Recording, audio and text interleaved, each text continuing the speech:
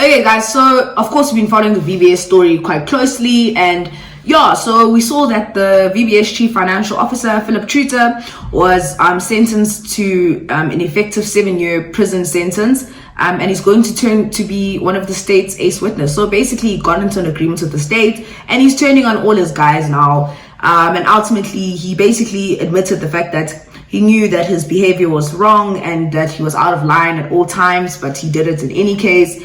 And yeah, he's effectively been sentenced to 7 years in prison. Now guys, my only worry about this whole thing and the sentencing that's coming from this, because if this guy's a witness and he's getting 7 years, we know that the likes of your former CEO Abu Andilo are going to be getting something close to 15 years in prison.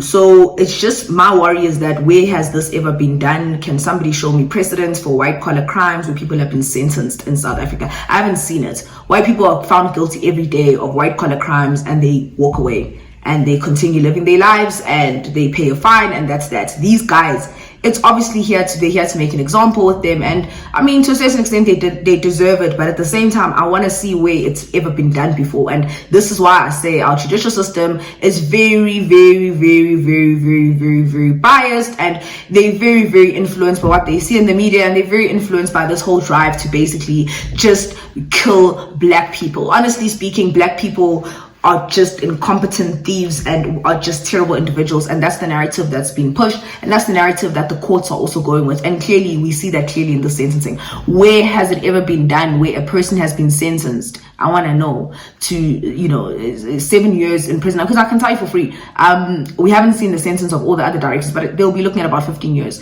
which is almost maximum sentence. So I'd love to, it's a very high sentence. I mean, pictures, what's this guy with no legs? The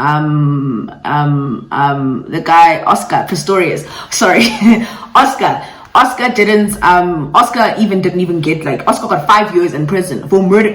5 years in prison, and that's murder, guys. And so I mean, it's one of those things where I always say, the judiciary and the judicial system in South Africa is very touch and go, and that's why I've never subject myself to them. Honestly, I don't believe in them, and I don't actually have faith in the judiciary anymore.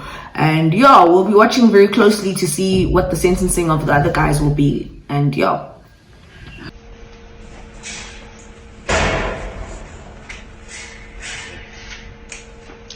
Wait, I think so. Yeah.